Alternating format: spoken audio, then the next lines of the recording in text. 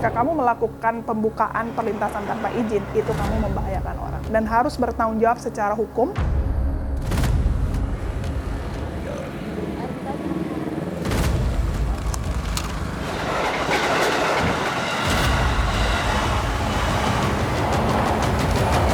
Ya saya gitu minta gitu aja, tetap ada yang jaga gitu. Iya anak-anak sini gitu, biar sampai nggak nganggur total Pak, si anak-anak sini gitu.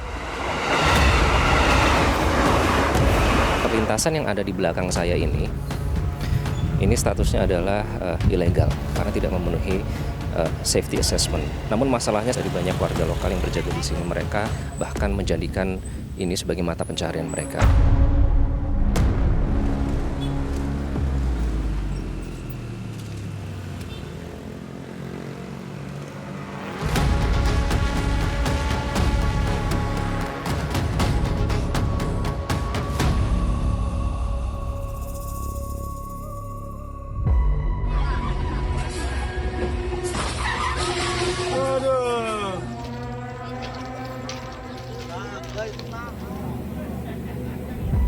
Sebuah tragedi kecelakaan terjadi antara rangkaian kereta rel listrik dengan kereta api jarak jauh Argo Bromo Anggrek relasi Gambir Surabaya Pasar Turi yang tengah melintas di stasiun Bekasi Timur pada akhir April lalu. Belasan orang korban meninggal dunia dan ratusan korban luka-luka akibat insiden tersebut.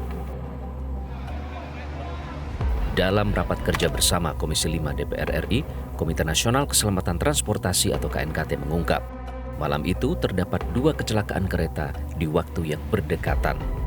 Tabrakan pertama melibatkan taksi listrik dengan rangkaian kereta rel listrik 5181B di sebuah perlintasan sebidang liar, dan tabrakan kedua antara kereta api Argo Bromo Anggrek dengan KRL perjalanan luar biasa 5568A.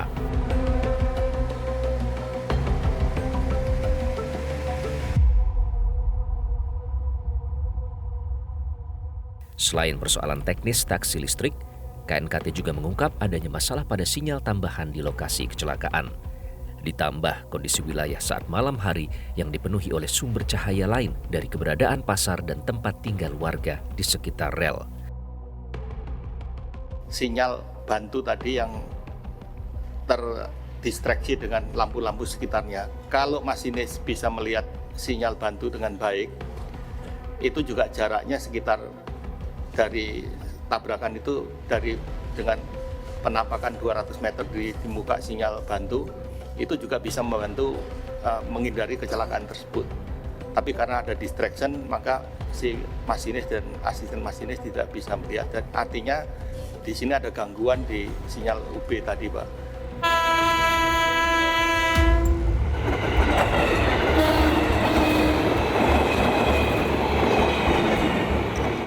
Perlintasan tanpa palang pintu resmi masih menjadi momok mengerikan bagi masyarakat, utamanya bagi para pengendara kendaraan bermotor. PT Kereta Api Indonesia mencatat, sepanjang tahun 2023 hingga tahun 2026, tidak kurang 1.074 kecelakaan kereta terjadi di perlintasan sebidang.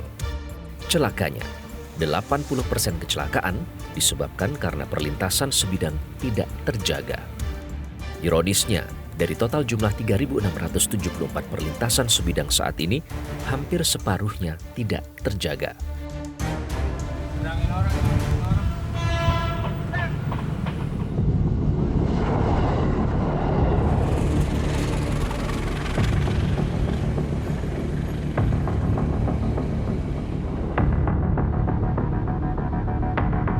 Faktanya, keberadaan perlintasan kereta api sebidang liar masih kita jumpai di sejumlah tempat. Salah satunya perlintasan yang terletak di Jalan Gedung Walet, Kecamatan Tambun Selatan, Kabupaten Bekasi ini.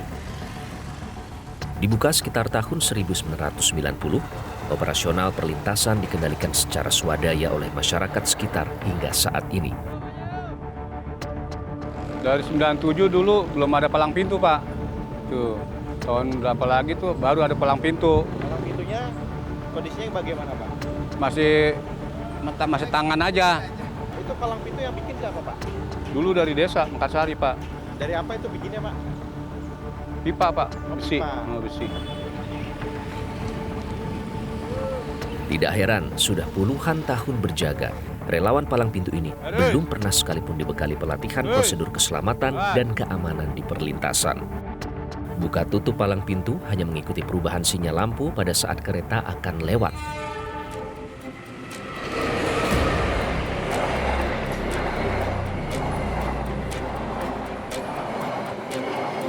Sembari mengatur pergerakan kendaraan yang melintas, para relawan juga menjaring rupiah dari para pengendara. Sebab itu mereka mengaku khawatir saat mendengar kabar perlintasan liar akan beralih rupa menjadi perlintasan resmi berpalang pintu otomatis. Kalau lagi rame bisa 200.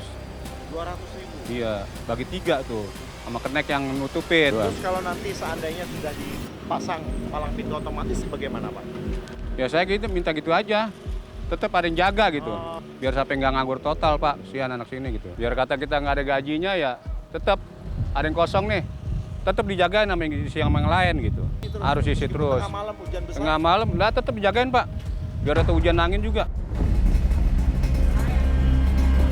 Selama ini perlintasan liar ini digunakan oleh para pengendara kendaraan bermotor untuk menuju ke wilayah Kalibaru, Desa Mekarsari, kemudian ke Cikarang dan juga Kota Bekasi. Nah, perlintasan ini dipilih karena bisa memangkas jarak tempuh yang lebih cepat dibandingkan lewat jalur biasa yang tentu akan memakan waktu lebih lama.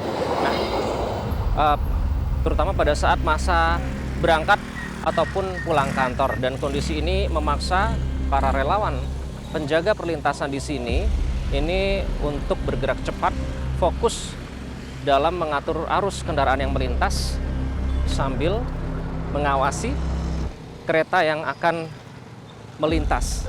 Karena jika lengah sedikit saja, nyawa para pengendara motor lah yang menjadi taruhannya.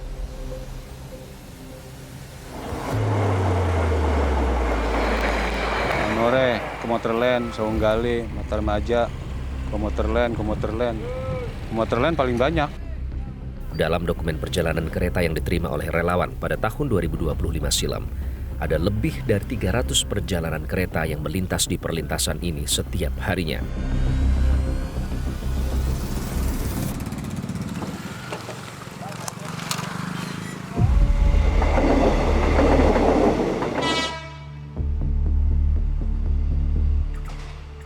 Tidak jauh dari Jalan Gedung Walet, sebuah perlintasan liar di Jalan Yaping, Tambun Selatan juga ramai dilintasi pengendara motor.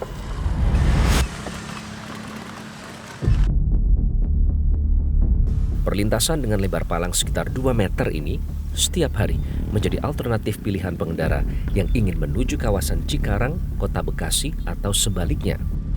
Ali, salah seorang pengendara, mengaku dapat memangkas waktu lebih cepat untuk sampai ke tujuan melalui perlintasan ini. Pak Ali, jaraknya beda jauh nggak kalau lewat jalur biasa? Ya lumayan, muter aja. Lumayan muter ya, sekitar berapa lama tuh perbedaannya? Paling 15 menit lah. Meskipun ada resiko di sini Pak, karena palangnya manual. Iya, ya kita perhatiin nama itunya aja, penjaga palangnya aja. Yang penting kita jangan nyelonong aja lah. Berdasarkan data Sistem Informasi Direktorat Jenderal Perkeretaapian Kementerian Perhubungan, saat ini jumlah perlintasan tidak terdaftar atau liar di Bekasi mencapai 54 perlintasan. Kondisi tersebut mesti mendapatkan perhatian serius karena hampir sebagian besar perlintasan sebidang liar tidak memenuhi aspek keamanan dan keselamatan yang memadai. Jika saya menjadi penjaga, patokannya ini menggunakan spion. Jadi semua dilakukan dengan cara manual ya, dengan menggunakan spion seperti ini. Jelajahi cara baru mendapatkan informasi. Download Metro TV Extend sekarang.